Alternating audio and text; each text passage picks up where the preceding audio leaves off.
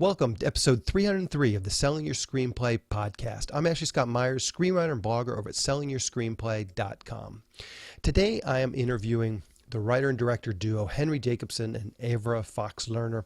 They just did a film called Bloodline starring Sean William Scott. We'll dig into that film and how it all came together for them, so stay tuned for that interview. If you find this episode valuable, please help me out by giving me a review in iTunes or leaving a comment on YouTube or retweeting the podcast on Twitter or liking or sharing it on Facebook. These social media shares really do help spread word about the podcast, so they're very much appreciated. Any websites or links that I mentioned in the podcast can be found on my blog in the show notes. I also publish a transcript with every episode in case you'd rather read the show or look at something later on. You can find all the podcast show notes at www.sellingyourscreenplay.com/podcast, and then just look for episode number 303.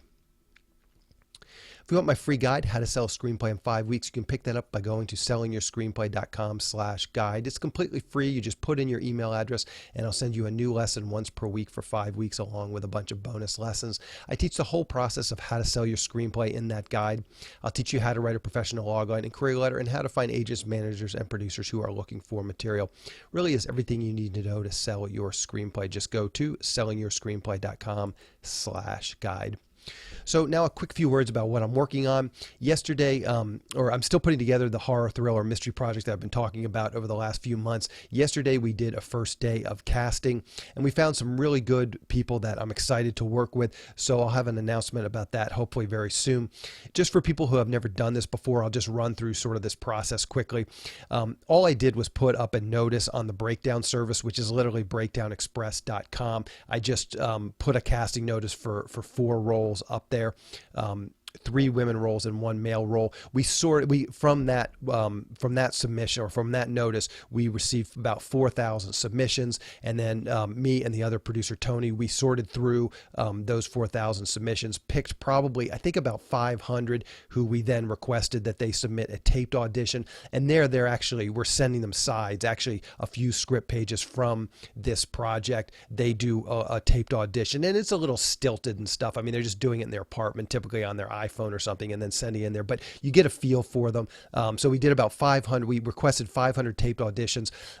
Probably about half of those actually submitted a taped audition. So there's definitely, sort of a falling off process, but that's good to know which actors are actually interested in the project and are committed and willing to do a taped audition. So then from those, as I said, we probably requested 500 taped auditions. We got about half. So let's say about 250 people actually submitted a taped audition. Tony and I went through those, and we actually went through all of the taped auditions separately and then made our notes, and then we got together and sort of compared our notes. So we really vetted these 250 taped auditions pretty rigorously. And interestingly, I would say 80% of the time, me and Tony picked the same people, where he liked somebody and I also liked somebody.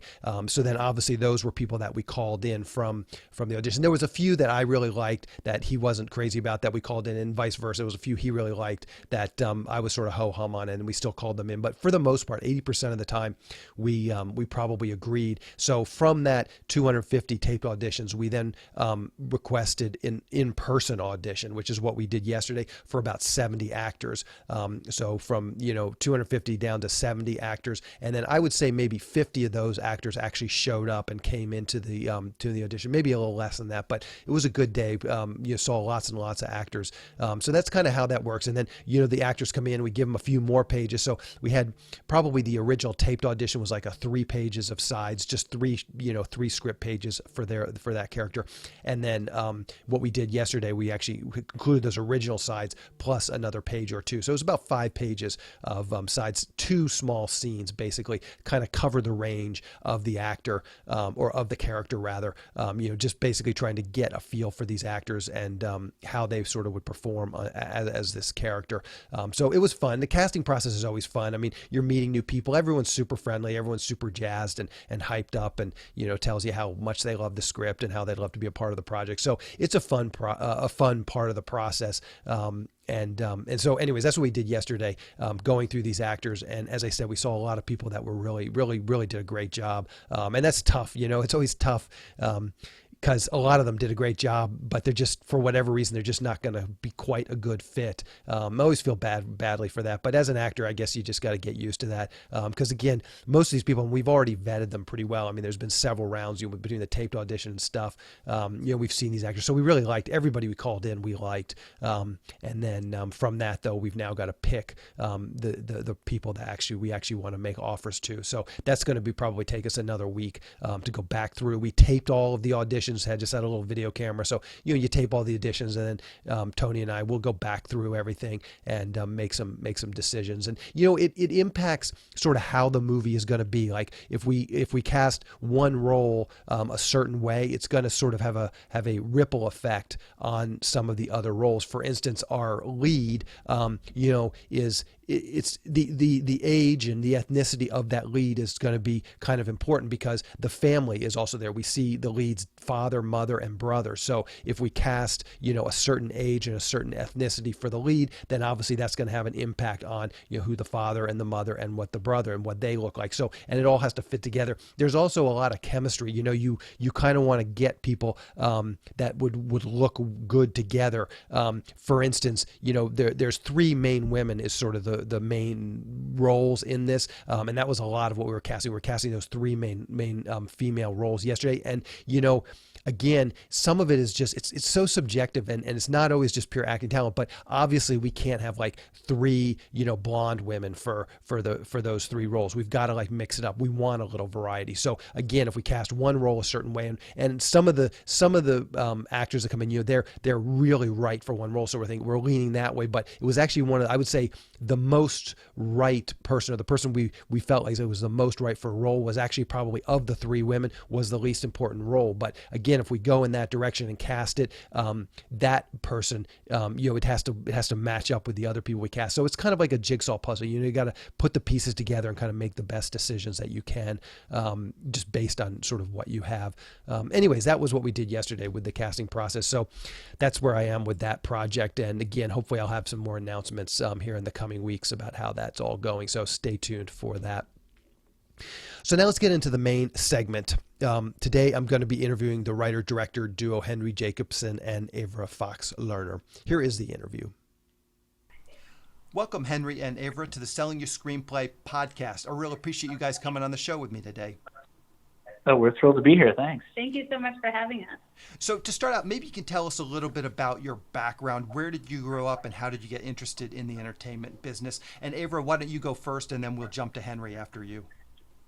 Well, Henry and I actually both grew up we went to high school in Los Angeles, and that's how we met each other. Okay. And we actually, in the high school that we went to, we had these kind of amazing pair of teachers who taught film studies, really. And that was definitely a major, major influence on me and my interest. I also had the good luck to grow up with a writer as a father. And so although I was 100% sure that I didn't want to work in film and I didn't want to be a writer at a certain point, I just had to recognize that it was actually what I most wanted to do. Huh. That's great. And I noticed, Avra, on your IMDb page, you've done a lot of grip and electric work. I'm just curious, how do you think that's helped you prepare for a career as a screenwriter?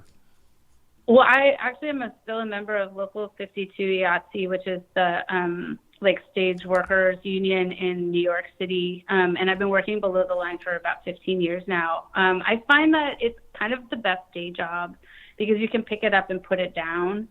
So when I want to take a break to write something, I have both the time and the financial security to be able to do that, which I don't know a lot of other jobs that would give me that. But I will also say that working on productions from the $500,000 range to the $200 million range, you really do see how a movie comes together, what's needed, who is needed to make it. And so when you begin to think of the story that you want to tell, understanding how it can be realized in these different budget levels, I think is actually incredibly helpful. I know it's sort of against the write as if there's no budget thing that a lot of writers are taught. And I do believe in that for when you're really trying to find your own voice and figure out what kind of stories you want to tell.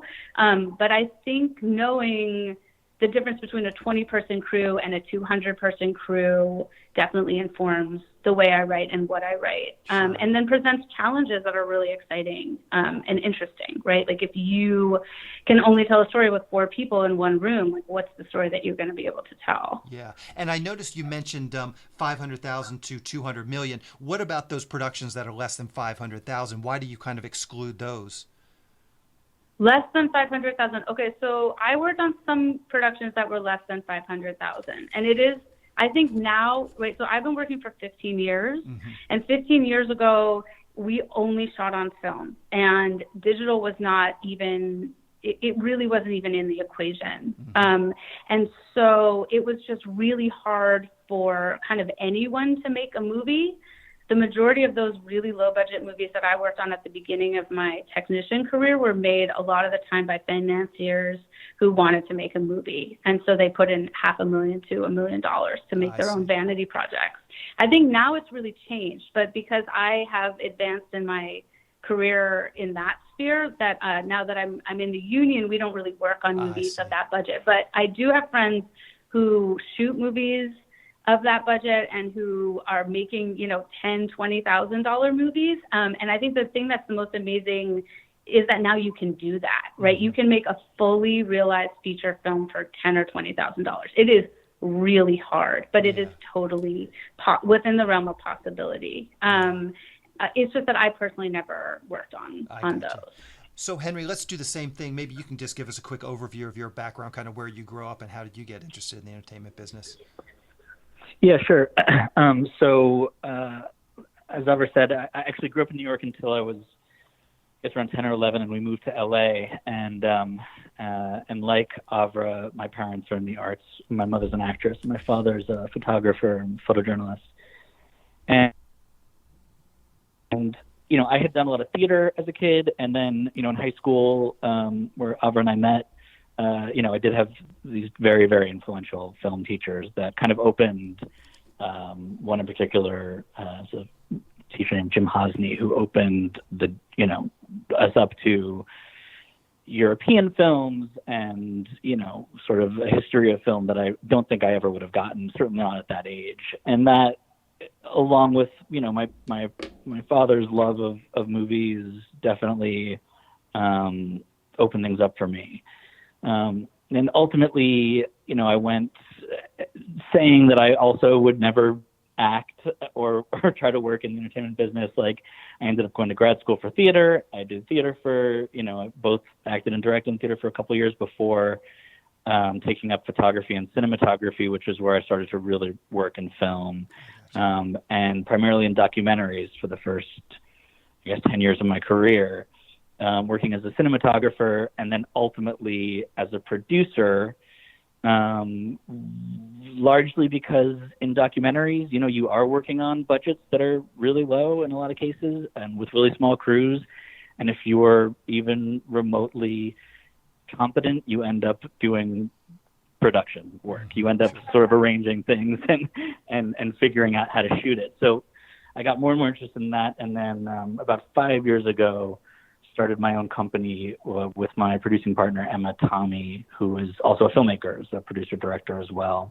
I gotcha. And we had worked together for years in docs, and essentially we're just started the company to kind of move more into scripted and television and so on and so forth. Yeah. So perfect. So let's dig into your latest film, Bloodline, starring Sean William Scott. Maybe to start out, you can give us a quick pitch or log line. What is this film about?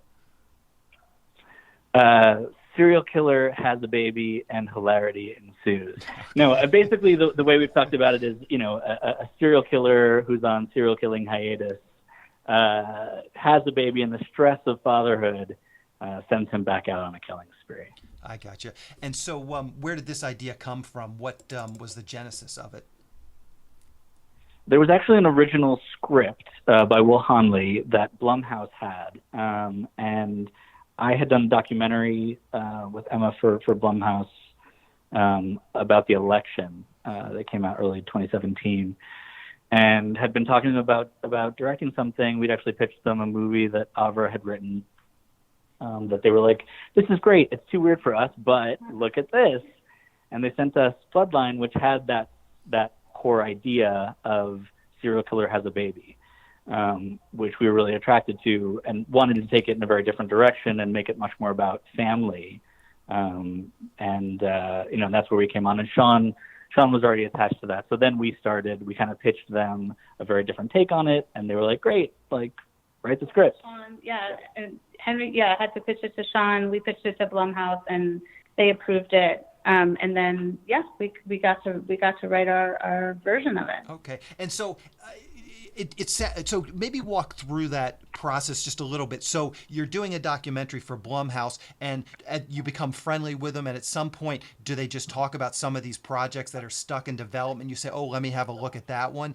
How do you actually make that jump from, hey, I'm a documentary filmmaker to, hey, I'm also a fictional filmmaker, and could I take a look at some of your projects in development? Yeah. So Emma and I had actually, that was the doc that we did on Election Day was actually the second project that we did with Blumhouse, that both unscripted and both with the TV department. The first being before they really had a TV department, which was really, was with Jason and he, brought in somebody else to work with us.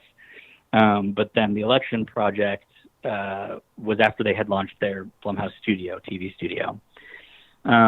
And yeah, basically, I was just talking to Jason one day and told him about this script that I'd been developing with Avra that she had written, and, we'd done some work on together, and with the idea for me to direct, and, told him that I was really looking to direct a scripted feature, a narrative feature, and we sent him that one. And like I said, he was like, this is really interesting, but it's not commercial enough, essentially, for us. It's a little too out there. Mm-hmm. And he put me in touch with one of his feature people, Ryan Turek, to ask if there was anything else that they kind of had, lying around, mm-hmm. so to speak, and to send our way. And they sent us this. I gotcha. And then, they sent it to us, and then they said, take a look and then come back to us and tell us what you think and what you would want to do with this script. Right. I gotcha.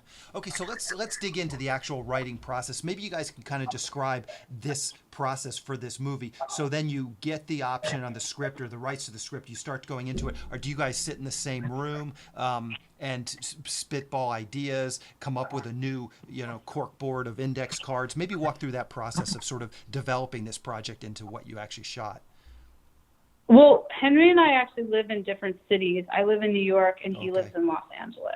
So the beginning of our process for this movie was a lot of very long phone conversations, where we would kind of meander through all of these different influences that we wanted to bring into what we were thinking about creating in this story. And then after, 2 to 3 hour long phone conversations, then we started kind of just getting down to the nuts and bolts of what we wanted to happen.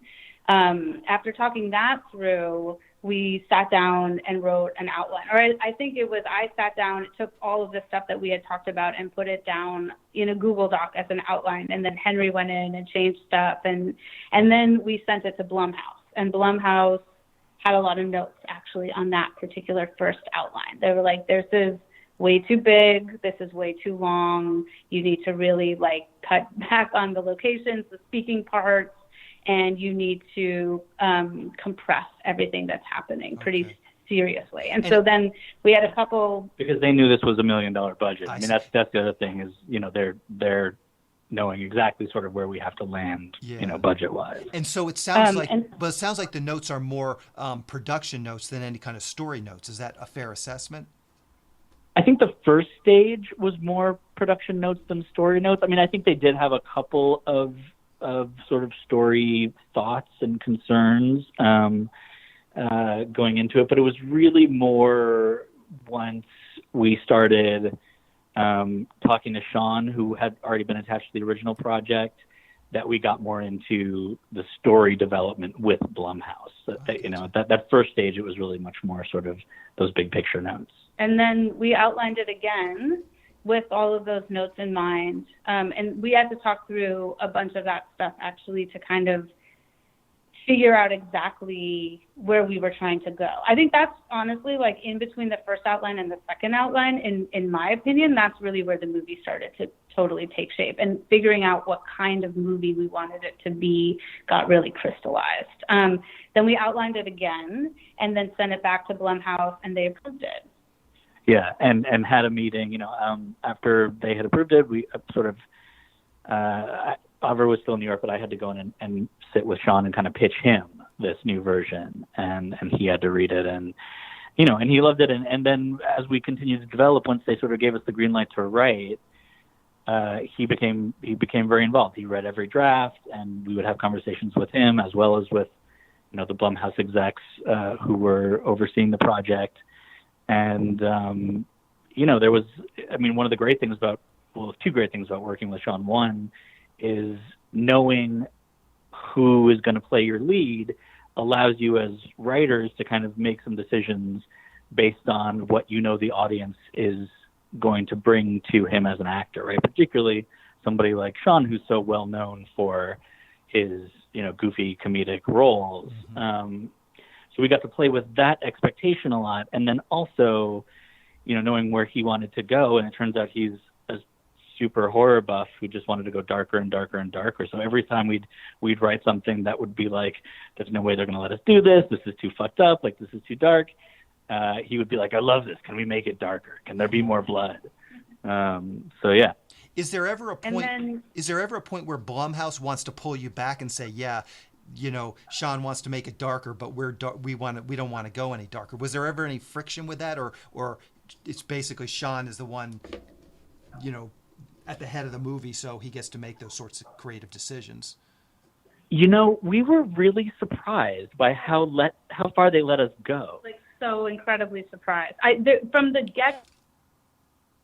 get-go, I was waiting for them to tell us that they would not let us do some of the things that we wanted to do. I think because, and this is the benefit, right? There are a lot of things that are challenging about working at a very low budget level.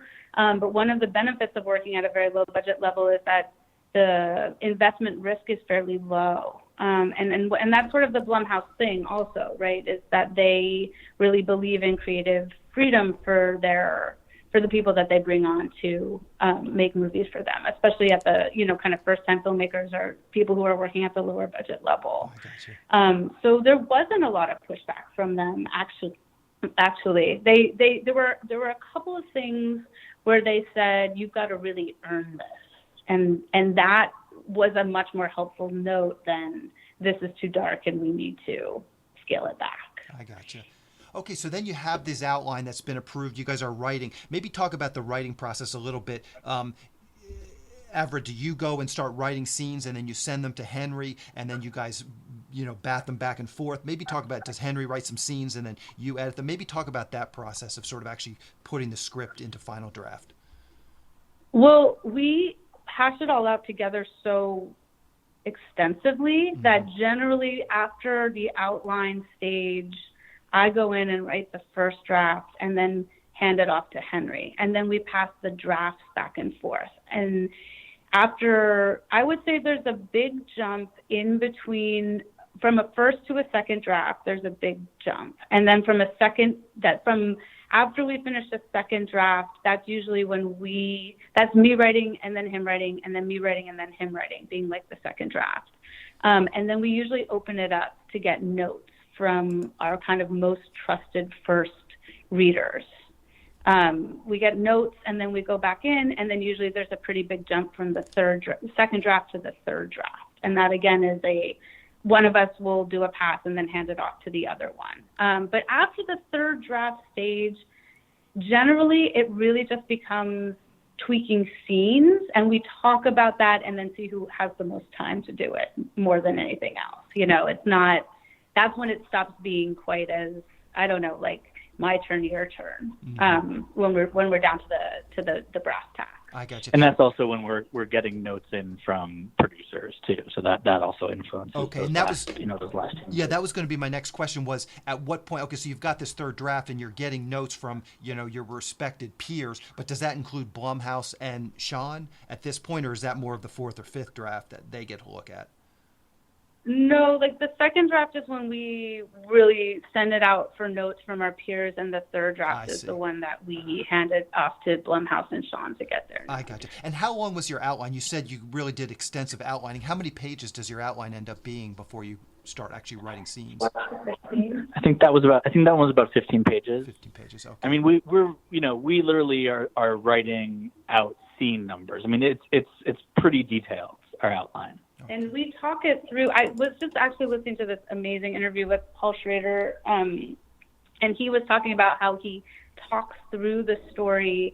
And so when he starts outlining, he has an idea in his head about what the page count is going to be, even as he's like putting down. We put down the slug lines for every scene, and then do a brief description of what's going to happen in the scene. I don't think we go that extensive, but I did realize actually while I was listening to that interview. And again, like there's nobody better to like talk about or think about screenwriting than Paul Schrader. But I realized that we talk it through really extensively. So by the time we get to the outline stage, our outlines are pretty extensive in that way. And they usually tend to be 12 to 15 pages. I gotcha. So Blumhouse is well versed in this horror genre, and I'm curious. Did they have any special requests? Like, how do you guys approach genre requirements? And is there some specific ones that Blumhouse has versus, maybe horror as a whole? But maybe you could just talk about that a little bit. How did you guys go into this, just in terms of the canon of horror movies that have come before? I don't think Blumhouse necessarily had specific guidelines for us. I think because we pitched our take on it and because we sent them our outline, they knew what we were kind of working with, right? So I guess whatever we were bringing to the table, they felt fit into their idea of what they wanted this particular type of thriller or horror thriller to feel like. Yeah, I think Blumhouse, again, on this budget level, they do typically give a lot more leeway. I think what we, a lot of the sort of subgenre we're working with in horror are actually kind of veer away in this movie into more sort of neo-noir thriller, right? I mean, particularly in the third act of the film. And I think that move was the one place where we really had to kind of justify it for Blumhouse, because that's where it's clearly kind of not as doesn't fit as clearly into their genre, their version of horror. But again, like I was saying, like as long as we could kind of justify it in the motivations of the characters, and they were along for the ride. I mean, they were down to do it. Yeah. So I think in terms of like our influences, obviously there's the slasher films and all of that, that of course we love, but a lot of the stuff we were thinking about was that, thrillery, more mystery kind of, I mean, things like Manhunter and some early De Palma and some of the 50s sort of B-lot noir that we were drawing from in particularly, again, the third act of the script. I gotcha. How can people see Bloodline? Do you know what the release schedule is going to be like? Yeah, it opens on Friday in limited theatrical and on demand. I don't have the cities in front of me. I'm sure David could get that for you, sure, of where they are. But yeah, in theaters and on demand on Friday the 20th. Perfect. What's the best way for people to keep up with what you guys are doing? Twitter, Facebook, a blog, anything you're comfortable sharing, I'll round up for the show notes. Let's see. Instagram for sure. I'm on Instagram. Postcards Home. Avra's on Instagram. Avrakas. Avrakas is where we'll post some things. Not super social network. Yeah, we're not really social networky. I am on Facebook, so by all means you can follow me there. I'm just Henry Jacobson on Facebook. Okay. I'm not on Facebook. So perfect. Yeah, no problem at all. I'll see if I can track down your Instagram accounts and just link to that. People can check that out. Well, I really appreciate you guys coming on and talking with me today. Good luck with this film and good luck with all your future films. Thank you so much. So great to talk to you. Hey, So nice to talk to you. Thanks for taking the time. Hey, you too. We'll talk to you guys later. Bye. A quick plug for the SYS Screenwriting Analysis Service. It's a really economical way to get a high-quality professional evaluation on your screenplay. When you buy our 3-pack, you get evaluations at just $67 per script for feature films and just $55 for teleplays. All the readers have professional experience reading for studios, production companies, contests, and agencies. You can read a short bio on each reader on our website, and you can pick the reader who you think is the best fit for your script. Turnaround time is usually just a few days, but rarely more than a week. The readers will evaluate your script on 6 key factors: concept, character, structure, marketability, tone, and overall craft, which includes formatting, spelling, and grammar. Every script will get a grade of pass, consider, or recommend, which should help you roughly understand where your script might rank if you were to submit it to a production company or agency. We can provide an analysis on features or television scripts. We also do proofreading without any analysis. We will also look at a treatment or outline and give you the same analysis on it. So if you're looking to vet some of your project ideas, this is a great way to do it. We will also write your logline and synopsis for you. You can add this logline and synopsis writing service to an analysis, or you can simply purchase this service as a standalone product. As a bonus, if your screenplay gets a recommend or a consider from one of our readers, you get to list the screenplay in the SYS Select database, which is a database for producers to find screenplays and a big part of our SYS Select program. Producers are in the database searching for material on a daily basis, so it's another great way to get your material in front of them. As a further bonus, if your script gets a recommend from one of our readers, your screenplay will get included in our monthly Best Of newsletter. Each month we send out a newsletter that highlights the best screenplays that have come through our script analysis service. This is a monthly newsletter that goes out to our list of over 400 producers who are actively looking for material. So again, this is another great way to get your material out there. So if you want a professional evaluation of your screenplay at a very reasonable price, check out www.sellingyourscreenplay.com/consultants. Again, that's sellingyourscreenplay.com/consultants. On the next episode of the podcast, I'm going to be interviewing Heather and Jason Devan, who just did a film called Along Came the Devil 2, which is a sequel to their earlier film. We talked through the original film, and then also we talked through this sequel and how the sequel came to be. So keep an eye out for that episode next week. That's the show. Thank you for listening.